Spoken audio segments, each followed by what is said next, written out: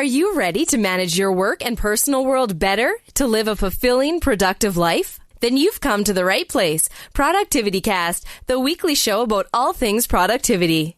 Here are your hosts, Ray Sidney-Smith and Augusto Pinaud, with Francis Wade and Art Gelwicks. Welcome back, everybody, to ProductivityCast, the weekly show about all things personal productivity. I'm Ray Sidney-Smith. And I'm Augusto Pinaud. I'm Francis Wade. And I'm Art Gelwicks. Welcome, gentlemen, and welcome to our listeners to this episode of ProductivityCast. Today, we're going to be doing a year in review and a year in preview for personal productivity, both in the world of productivity and in our system. So we're just going to cover some of the notable things that we kind of noticed this particular year. And it was a kind of an odd year, considering we've been dealing with the pandemic over the past 2 years. And so we're going to highlight some of the notable items there.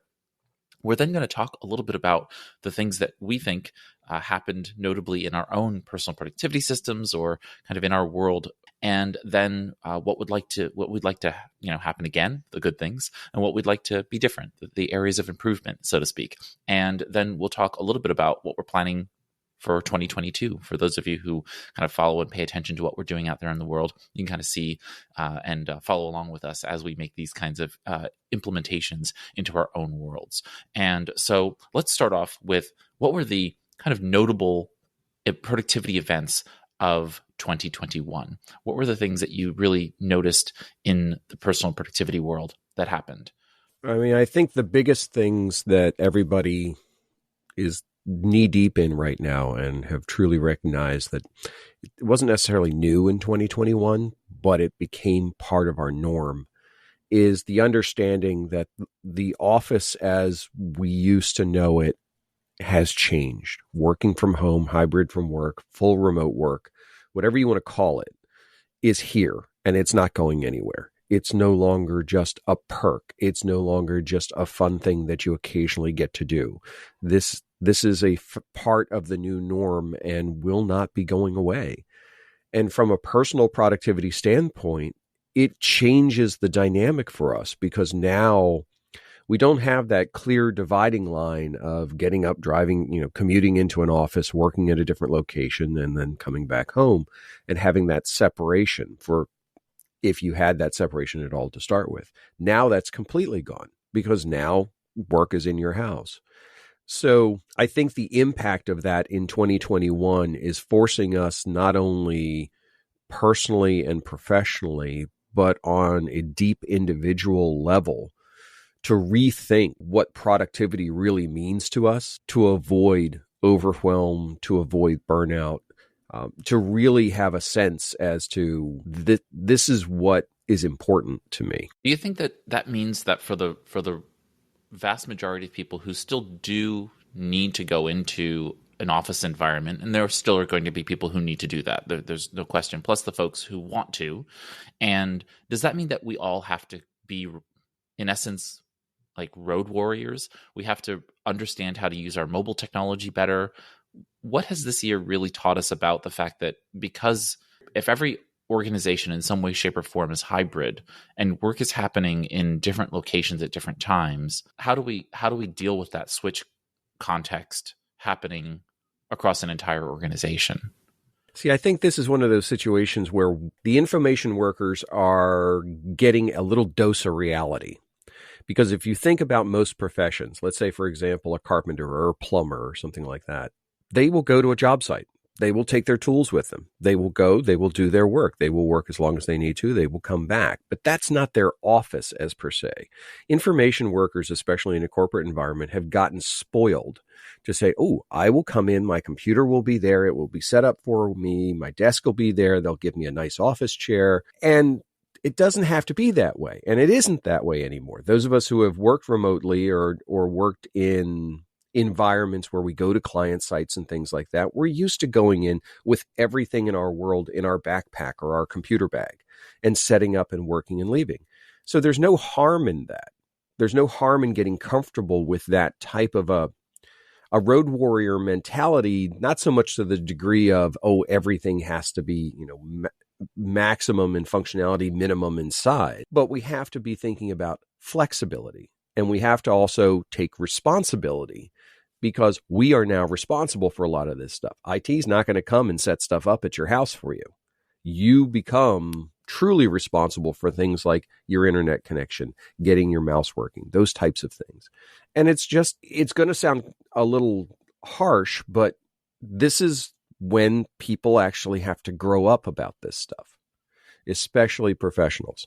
And yes, and I'm laughing as you say they need to grow up because they should have grown up many, many years ago. But it's true, in those lines. Yes, now you're going to be, but it's even more complex and deep like that. You are seeing on manufacturing now that the production workers, okay, that's those people who is in the line, who has been traditionally, they still need to go into the office, okay? They need to manage production. They need to help with all that, are asking HR, okay, why the other people can be hybrid and we cannot?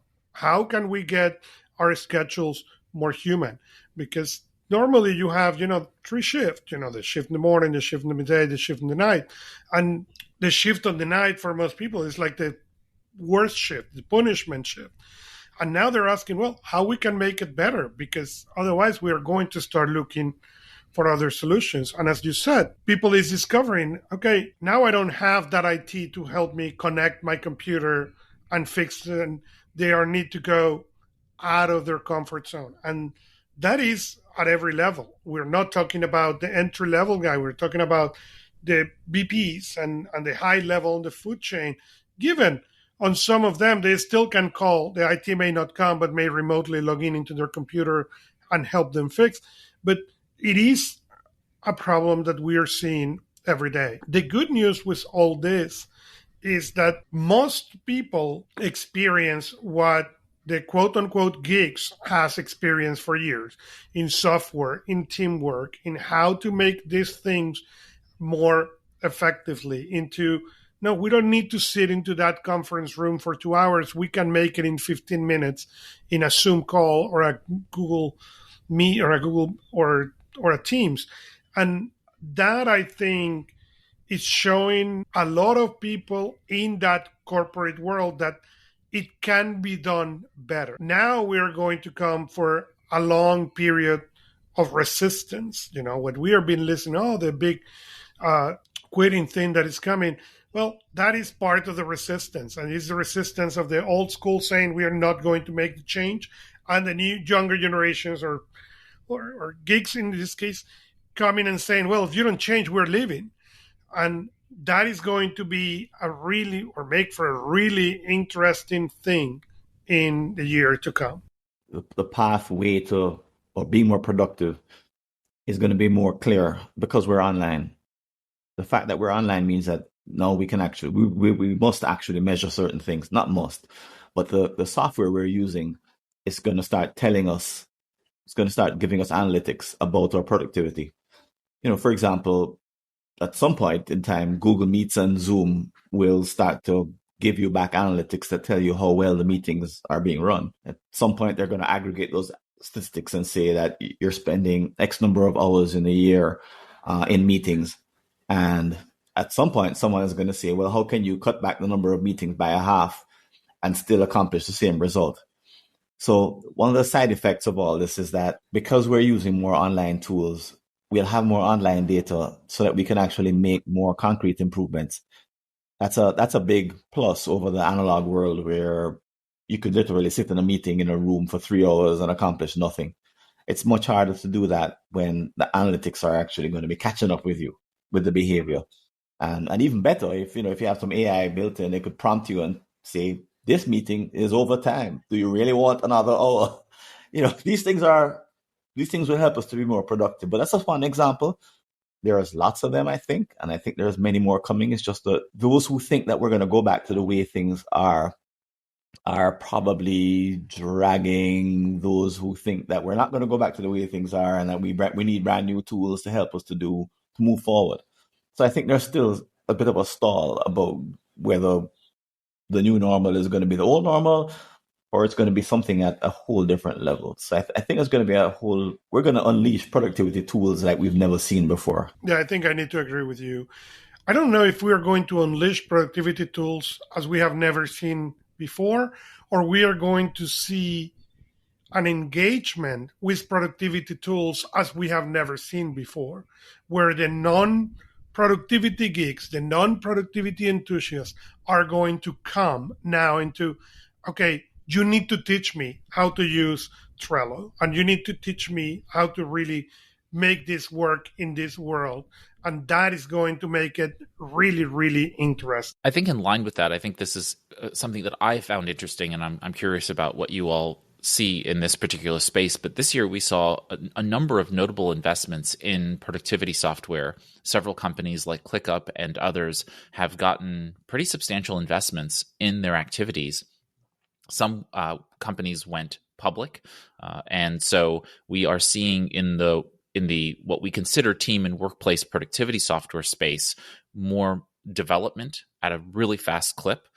But also the fact of the matter is that we're seeing financial investment, which means we're going to see companies be around a little bit longer. And so I use the example of ClickUp. You know, they've gotten nearly $500 million in total funding.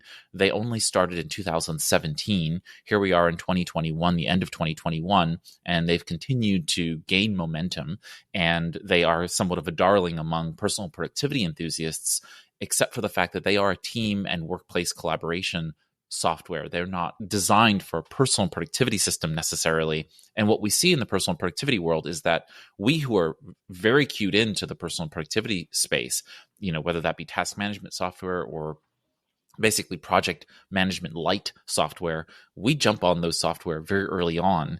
And some are winners and some are losers in the markets. And those impact our systems in really interesting and unique ways. And so I just noticed that this year that we got quite a bit of development energy behind a lot of the online collaboration tools, the tools like Zoom and Google Meet, and even Apple FaceTime was extended to have links so you can join those FaceTime meetings via non-Apple devices. I mean, we're really seeing some growth in spaces that I didn't think we'd ever see. All right, and yet at the same time, we're seeing more and more money pour into that market because of what Art was talking about earlier in terms of remote work being here to stay. And so I don't know if any of you have any thoughts on that. Then we could talk a little bit about kind of the ecosystem consolidation and integration. Go ahead, Art. Yeah, it's always good to see investments in these types of companies because it gives you confidence that they're actually going to be around. That being said, I mean, we see companies like Google pulling the rug out from under apps all the time. So that by no means is a guarantee. I think the difference, though, between a Google is that it's a single project within Google's very large ecosystem. So they can pull a project out and it makes no difference to their bottom line revenues. They're an advertising company and they could toss it out. If Asana were to take their product suite and toss it out, that's the end of the company, right? Well, and let me quantify, because we are talking about personal productivity. If you take something, let's say, for example, Notion decides to pivot, sees where the money is, and they decide to go primarily enterprise. Well, everybody who's gone through and built a lot of personal productivity stuff within Notion winds up, in a set of dire straits. So when you have a large investment like that in a company, it's good to know that at least that company is going to be around and you're not going to have to execute your exit plan right away.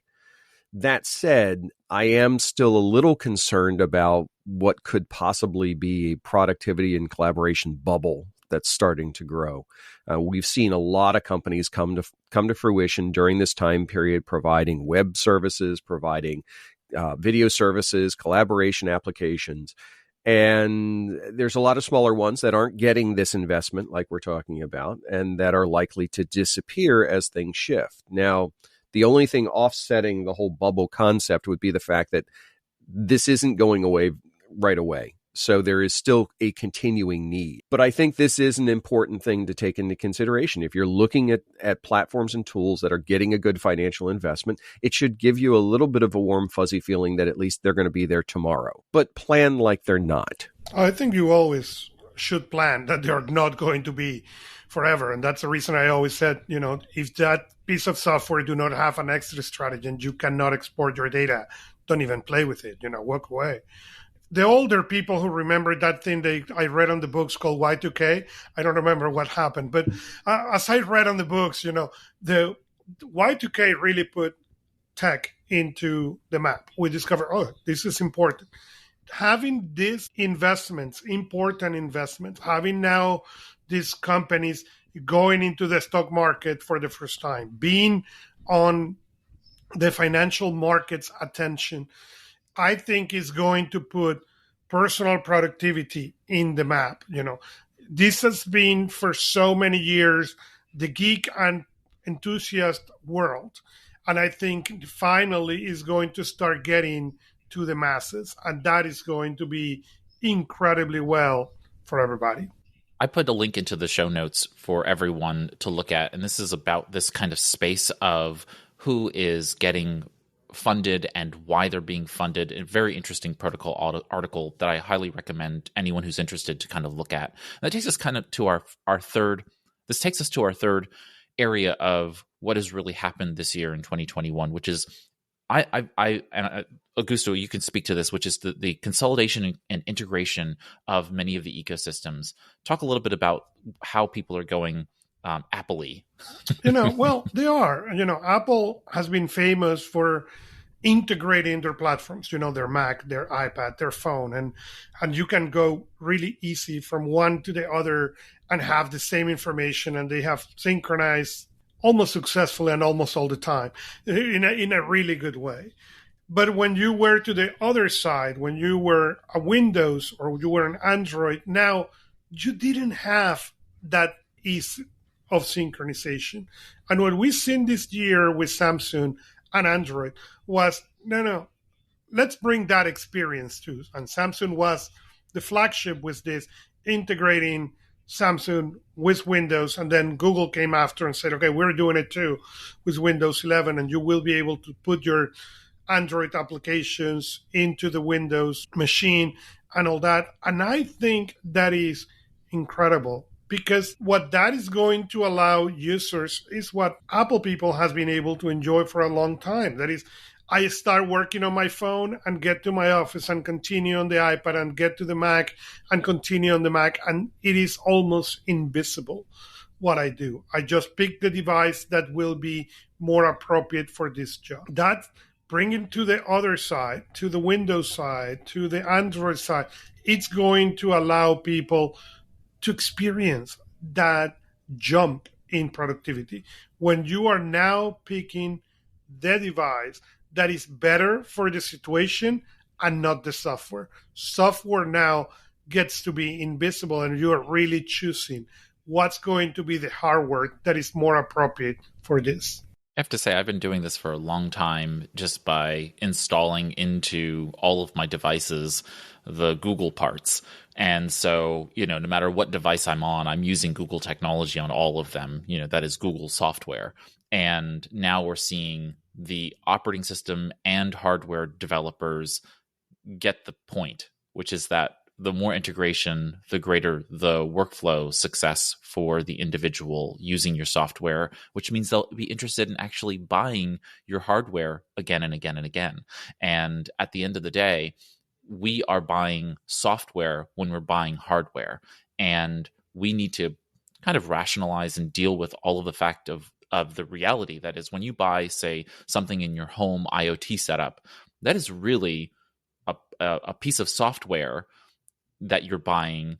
It just happens to have a hardware vessel, and it's being auto updated. It's changing over time. There's a different perspective we need to think about when it comes to these pieces of technology that we buy, the physical objects, when in reality, the things that bind them together are what allow us to be more productive. And we need to start thinking through how those things work together and push back against the companies that go ahead and lock us out of being able to connect those tools together. I want my phone and my tablet and my laptop and my desktop devices to work seamlessly together to make me more productive. Don't lock me out of connecting those tools in ways that hold me back from my highest potential. And I think that we're starting to see that happen, as Augusto noted. I agree to a certain point, we are seeing that, but we're also seeing the classic dilemma of siloization and getting locked into ecosystems. I mean, we've always seen it. If you're an Apple user, you tend to gravitate to the Apple ecosystem just because default things work together. Samsung has started to more actively embrace that model. I think we'll see even more companies doing the same type of thing, and you have to be careful about it. We talk about this on cross-platform all the time. When you get locked into a singular ecosystem, things may be smoother, but your options are more limited. And you're right, being able to connect and cross things over between devices, between systems. If I choose a piece of hardware that falls outside that ecosystem, am I limiting my options? So that has to be a consideration. It is nice. It's convenient. Don't get me wrong there. I mean, if you know that everything you buy is going to happily work with each other, that sure makes life easy. You just have to understand what you're giving up to get to that point. I agree with you when you can choose the device. When I go and choose, okay, I'm going to work on an iPad, I agree. I choose to limit my options. But I think the face of this and part of the importance of this change massively when you cannot pick that device. When now corporate gives you, here is your shiny and beautiful Dell, and you need to live with this thing. And this thing, now I can go and integrate my phone into this thing to make not only work better, but my personal productivity integrate better with that working machine. And I think that's when it's going to mean a change. And again, as we have discussed, remote work is here. It seems like the apps and the software for personal productivity are getting and gaining momentum. Same with the apps for organizational productivity. I think this consolidation piece will now allow the universality of the devices, regardless if you got a Dell for work or you have now a Samsung at home. If you manage that environment, in this case, you decide your Mac or your Windows, okay, and everything else will integrate that way, people will find, in general, a lot more productivity than before. Yeah, and I know that I'm a bit of an edge case because I use pretty much every operating system. Every major operating system is on my desk at the present moment. And so I know that I'm very unique in this case, but I also think that the integration across these systems, taking the lead with Samsung, integrating with Microsoft Windows through the Android operating system, I think is just a really good step in the right direction for folks like me who do have to work cross operating systems, right? We're not choosing a particular operating system, and it's purposeful in those choices. For the folks who are unfortunately crossing platforms in that sense, I think this will also benefit them. But I think for those of us who are productivity minded and know that we want to be able to work across different hardware and different operating systems, that we're capable of having that work just a wee bit better. Those were really our thoughts on what happened in productivity in 2021. Let's move on to some of the notable things that happened in our own personal productivity systems this year and what we'd like to happen again next year, what we would like not to happen again next year, and looking in the rearview mirror, so to speak. Yeah, 2021 has been a year of reevaluation for me. I've gone through from the ground up and reevaluated how I use Todoist, OneNote, Notion, all my primary tools, because this is a good opportunity, at least I've found, to realize how overcomplicated I have made my systems in many cases. And taking advantage of this shift in how the world works has given me a chance to say, okay, am I keeping too much stuff? Am I over planning? Am I over engineering what I've got in place? That's been, especially in the second half of 2021, been my real primary push. The other thing is to finally use my calendars effectively. I've always struggled with calendars. We talked about this in previous shows. I've started to really make a concerted effort to put events on calendars in the right ways and create the recurring structures that are really going to be beneficial to me and make that more of an integral part of my processes rather than just kind of having them show up there every so often. Finally, Augusto and I launched this year the cross-platform podcast, which talks about productivity regardless of tool or technology. So it was fun to get that ball rolling. We've actually had a bunch of shows already. We've hit, I think, 20 already. And we're just going to continue pressing that in 2021. So I'm really looking forward to seeing where that's going. So based on that conversation that you've been having with Augusto on cross-platform, do you feel like your utilization of tools across platforms has changed this year? It's forcing me because the show is just that. It is not platform restricted. It is truly platform agnostic. It does make me think a little bit more of asking the question every time, am I locking myself into something? What's the risk of doing something? We've seen this year a lot of new hardware come out. We've seen a lot of new computers come out. And when you go through that period of, hey, maybe I'll think about upgrading my machine, or I'll, buy a new laptop or something. Now the question becomes actively, am I making that choice because of a specific piece of software? What is the larger benefit, and what am I giving up by making that specific choice? It broadens my horizons a little bit when questioning the choices I'm making within my system. Totally understand that. Having just gotten a new Samsung Galaxy Watch 4. There we go. There we go.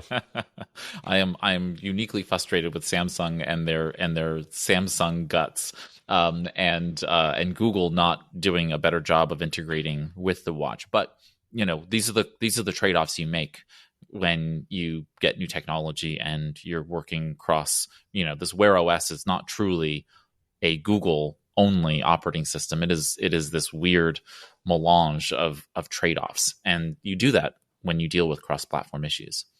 What I want to mention of that is exactly what Art was saying, because I've been also working, I launched the first part of the Getting Things Done together with Nozbe teams, and I am officially now a Nozbe team specialist, and there is big things coming for 2022 on this. But one of the things is I need to get better into this cross-platform. So my almost exclusively iPad-only office now had a Chromebook because I need to be able to be good at this. So when people ask questions on Nozbe Teams works on any application, how that works, I want to be able to understand the technology. And also for the first time in many, many years, there is a PC on my office for the same reason. Given it's still a virtual PC, I'm not going to buy hardware. It's just running inside of the Mac with Parallels, but still, it's a PC. Okay, there has been no PCs in my office, I think, since 2007.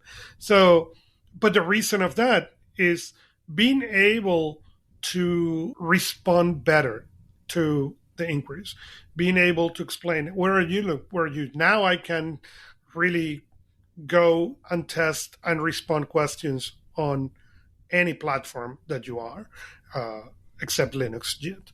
I don't know if I'm going to be that maybe 2023, but that's what it's been for me, and it's been a great year, and I'm really looking forward to 2022. I changed the basic equipment this year: a new laptop, new phone. So the year was really about making core hardware changes, because these are the two devices I use the most, and just returning to the former levels of productivity, and I become marginally more effective because the laptop is a lot faster, the phone is a lot faster, has more memory, so I can do a few more things. But I wouldn't say that I've had a fundamental change in any of my processes. The one thing that did change, however, is the use of Once Hub. So taking a leaf from your notebook and seeing how you used it, Ray. I think I had a Calendly account somewhere before, but I never really used it. But now I use the thing like I don't schedule any meetings without it, and it's been a game changer. And that's been the big change. That's the big convenience. It's streamlined all my meetings. It handles the daylight savings time mess when things change. It handles the multiple time zones which I always have to contend with. It puts the onus on the other person to find a convenient time for them. It keeps meetings when I want them in the afternoons. It's game changer. So that's the big shift I made this year in terms of my processes. Yeah, I think that calendar schedulers, and next, I really hope that calendar schedulers start to integrate with each other, so that, say that you use OneHub, I use Calendly, those two things can talk to each other, so that they would, in essence, be able to help speed up the process of being able to schedule and also to reschedule, because that's another thing that I love about OneHub is the rescheduling function is just so easy on a number of levels, because I can cancel a meeting within OneHub and let people know that they need to reschedule, and it takes them to OneHub to be able to do so. So there's a lot of really nice underlying process there that really can happen. So excited for you that you invested in that in 2021, and looking forward to more productivity success with your calendar scheduling in 2022. I guess I should learn to reschedule, because I've just been canceling. Yeah, there's use a link again.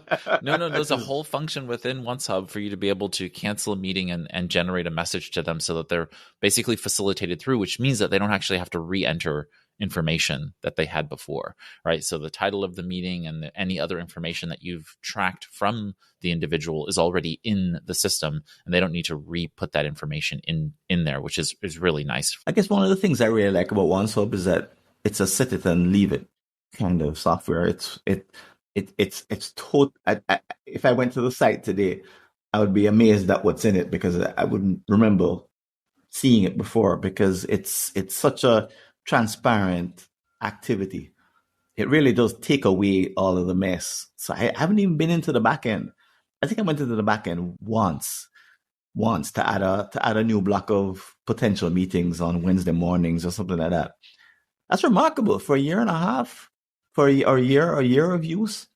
I've only made one change, and I've not been inside it since then. And it provides so much value for the investment of time and money. Yeah, that is remarkable. And the funny part is I approve every meeting, or someone on my team does, and so we're in OneHub all the time because of that. And so I think it's a little bit different. You're not approving them; you're just having them schedule in the times that you've set. And so it just becomes an issue of how you use the tool becomes how helpful it is to go in or not go into the system. But do know that function does exist. You can cancel meetings. Actually, if you just click on the cancel meeting in the event itself that's created, that will take you to OneHub and then facilitate you through the process. So every calendar event has that cancellation link in it.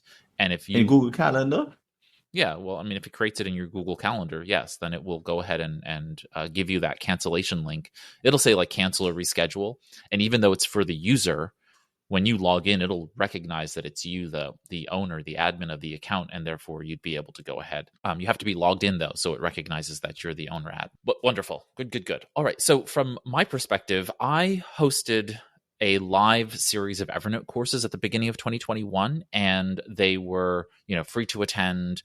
And I was just excited and interested to show people about Evernote version 10. And so most of my 2021 has been getting used to the new version of Evernote and paying attention to the very fast pace of updates within the software. And so I taught this beginner course, then a course that was focused on productivity systems, and then finally one that was more business-focused workflows. And that has really driven me to invest more deeply in my own Evernote workflows. Before, it was kind of background, that these kinds of workflows integrated and attached to other software, and I wasn't particularly concerned about them being Evernote forward or Evernote first workflows. And now I've really seen myself using Evernote more and more. And there's a couple of reasons for that. One is that Evernote's Google Calendar integration is just amazing. I'm really, really happy with it.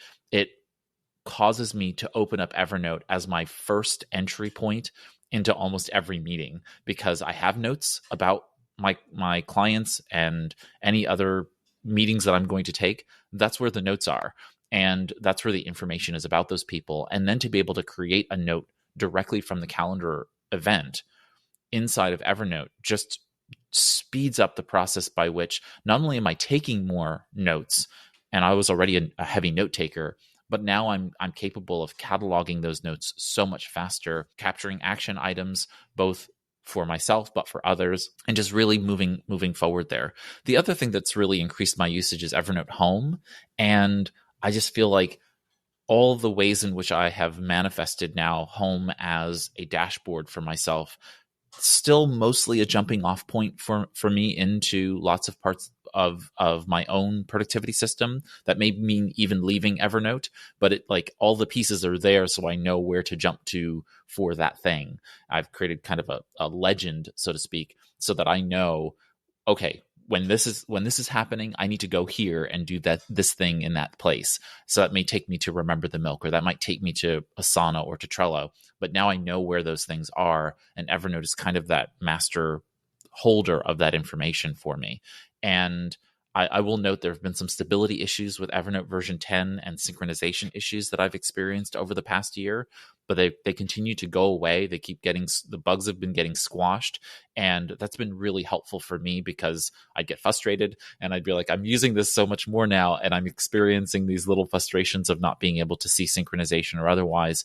But now in the latter part of the year, I've seen those start to go away, which is just really a testament to the Evernote development team. They're working very hard to get the program stable. I'm hoping that they can make it faster, because there's some speed issues on some of the platforms. So I'm just really looking for stability, speed, synchronization improvement as they continue to optimize the existing new. They put a whole bunch of new features in, right? And so that, of course, you move fast, you're going to break a few things. And I think that's kind of what happened in the first part of the year. Now they're really starting to clean up and optimize the platform for greater usage. But that's been most of my year, is really just working on these Evernote workflows and being able to tie them so deeply with the Google ecosystem. For me, has been really great, since you can now connect Drive and Drive documents, Google Calendar documents, and just linking back and forth is just a really easy thing for me. Plus, I have Evernote integrated into so many other parts of my world. It's integrated with Remember the Milk. It's integrated with Trello. It's integrated with Asana. It's just everywhere that I need it to be. And so I'm looking forward to utilizing more of Evernote in that way. But this year has really been all about Evernote for me. Not that every year isn't really all about Evernote for me, but this is actually a fairly unique year. I don't think I spent as much time in 2020 as I did in 2021 using Evernote really on a day-to-day basis, the way that I have been. And that's been a really nice change for me. And I really do feel more productive for its use, because now so many more of my notes are captured in a place that I can go back to. And I've actually stopped using things like GoodNotes. I was taking notes on my iPad inside of GoodNotes by hand quite a lot, and then exporting them to Evernote, because I just wanted the tactile feel, especially in 2020, just everything that was going on. I felt like, oh, this would be really nice. But now I don't even feel a draw to open up and write by hand inside of GoodNotes now. I'm really just going directly to Evernote and just capturing notes in that space. And if I need to draw something, well, I could do that inside of Evernote also. So it's just a couple clicks away. That has really made my world so much better in that sense. So if you've been thinking about note-taking software, not just Evernote, OneNote and many other tools do this, Apple Notes, otherwise, really think through, are you taking effective notes throughout your world? And is that something that you want to kind of think about leveling up as you make your way into 2022? All right, let's do rapid fire 2022 planning items. What are the things that you have upcoming for folks who do follow your work or want to follow your work? What are you doing in 2022 that would be of interest to folks? Art, you want to start us off? So 2022, what am I planning? Well, 2022 is going to be one of those years, again, of kind of a bit of a consolidation, but I do have 2 revisits I want to push through. Aside from doing the cross-platform and these shows, I'm actively working on putting together a recurring newsletter, starting from the Idea Pump site, which I've been running forever, to try and help people just get access to some of the information, some of the articles I find, and curate the feed in a way that it comes to them rather than them having to hunt it down. So that's already enabled on the site. Now it's a matter of making it a regular part of the routine and the content. The second part is I'm starting to explore alternative publishing platforms. Again, I do a lot of my publishing through my own site, but now I'm starting to look at things. Is it worth, for example, putting content over on Medium? Is it worth putting content over on LinkedIn? So I'm going to be doing some articles and some experiments in those different channels to see if I can reach a larger group of people and help them out with a lot of this content. And there's some smaller platforms that I'm looking at as well for sharing content. So this is going to be, at least for the first part of 2022, a little trial and error to determine what will work and what will help and what doesn't, and getting rid of the things that don't. As for the second part of 2022, who knows at this point? Fantastic. Sounds great. I've actually been thinking about a newsletter as well, just as a mechanism for being able to have a little bit more one-to-one relationship with folks. I just feel like the newsletter space is a really good space to be in. From a productivity standpoint, if you think about it just individually, the last thing you want to do is spend a lot of time reproducing your same content and distributing it in the same channels. You just don't want to do the rework. So I've been looking at a new tool that I've embedded into my particular site, because I use WordPress as the back end for it, to automate that piece so that when content is created over the course of a week, it actually queues it all up, puts it together into a newsletter, and then sends it out to the people who have subscribed to it. That way they don't have to worry about, oh, did I see it in Twitter? Did I see it in LinkedIn? Did I see it wherever? It'll just wind up coming and finding them. And I don't have to go through an extended amount of effort to manually curate all the different locations it needs to go. That's been a struggle, honestly, that I've been dealing with. And I'm hoping this helps minimize that so I can focus on the content piece rather than the distribution piece. We'll see. So it's interesting because for me, it's also social media. So I'm starting to getting back to social media. And I stopped social media mostly because it felt exactly that. It felt that I was annoying people. But I decided, okay, let me go back to social media so people can know what is happening. And you can choose the channel or no channel. And there may be also a newsletter for 2022, most likely for second quarter, after I do the revamp of the social media. On top of that, I'm increasing the content for getting things done together with Nozbe Teams, and I'm launching Transforming Your Business with Nozbe Teams. So getting things done together is the basic. Anybody can use. The transforming is more what I've been doing for a long time, that coaching, but that coaching for that person who is going to be manage the employees, the organizational productivity in Nozbe Teams. Also, there is a rumor of a book that I've been working on with Nozbe and email, and there is a second book in the project on the basics of organizational productivity. Maybe buying the first PC since 2007. No, I'm kidding on the last one. There is no PC on the plans. Very cool. Very cool. Looking forward to seeing what comes out in terms of Nozbe and Nozbe Teams. Very good there. Francis, how about you? What's coming up in 2022 for you? Well, this year I found myself consolidating around one message. This is kind of new for me in a space. And it's that, what I call the switch, which is that once you get out of the beginner stage as a productivity enthusiast, you got to move from getting the advice from generic others and doing your own diagnosis and understanding what you're doing right now as the basis for improvements. So this has sort of taken over everything I'm doing, because I see it as a sort of entry point for people who want to make the most of my book and my training, my community, and ultimately the task management and time blocking summit, which will be reprising itself, or we're having a reprisal on the 3rd to 5th of March, 2022. Third one running.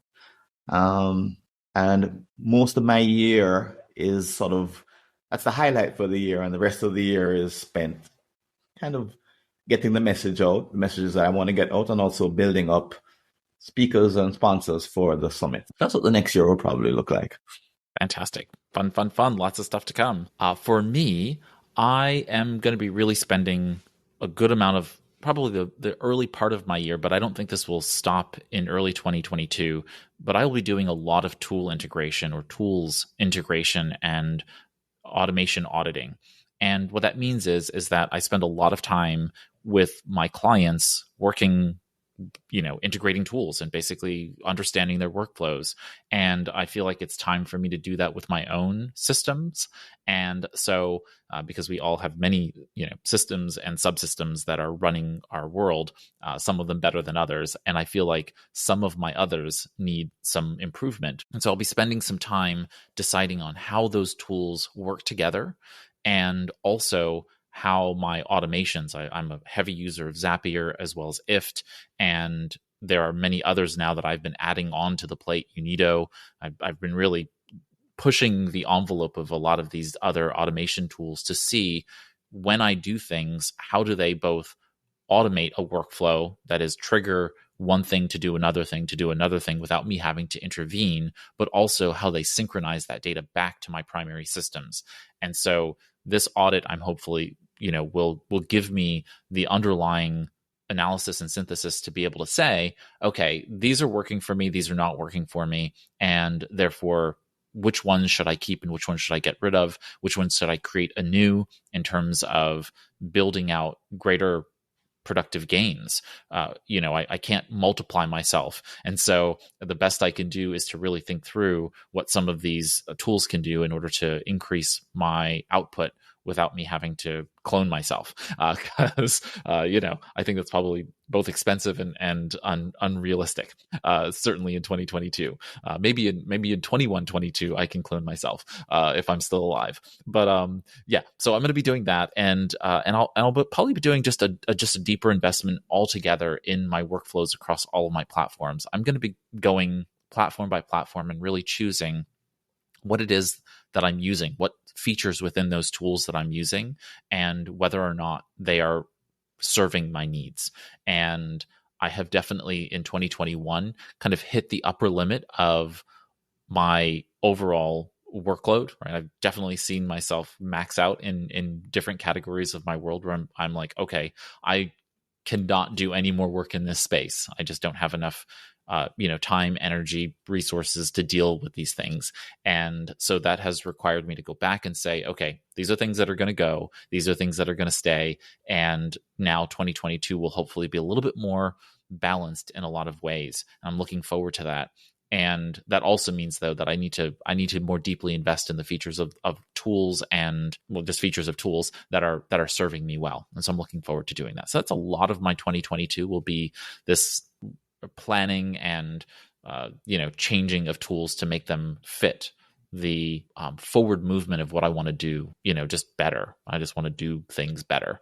And I think I've been doing them pretty well so far, but now I want to kind of level those things up. So that's pretty much my 2022. It'll be a lot of fun. I have a lot of different content things that I'm thinking about as well. And obviously we have the forthcoming projects within Personal Productivity Club that will be a lot of fun, and we'll announce that when they come as well. So that really brings us to the end of our episode today. Thank you, gentlemen, for a lot of fun discussion on what has happened and what's coming up in 2022. And so I hope everybody got a little bit of fun insight into the things that the ProductivityCast team is doing.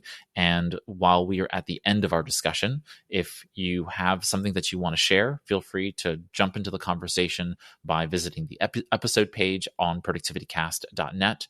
There on the podcast website at the bottom of the page, you can leave comments, you can leave questions, and of course we can read and respond to those there. You can also really anytime join us in Personal Productivity Club. If you go to productivitycast.net/community, you'll be taken to a page to sign up and join Personal Productivity Club. But by doing that, you will also be joining our channel, basically our group inside of Personal Productivity Club, dedicated just to ProductivityCast. And there you can comment on episodes, you can post content, you can post questions, that is, and ask us questions as you need to.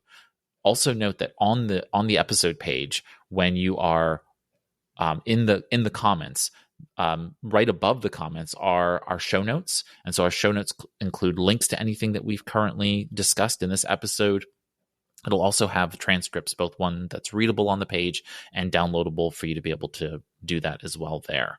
I want to express my thanks to Augusto Pinaud, Francis Wade, and Art Gelwicks for joining me here on ProductivityCast this and every week. And you can learn more about them and their work by visiting productivitycast.net as well. Just click on the About Us page and you'll see links to all of their stuff there. I'm Ray Sidney-Smith, and on behalf of all of us here at ProductivityCast, here's to your productive life. That's it for this Productivity Cast, the weekly show about all things productivity, with your hosts, Ray Sidney-Smith and Augusto Pinaud, with Francis Wade and Art Gelwicks.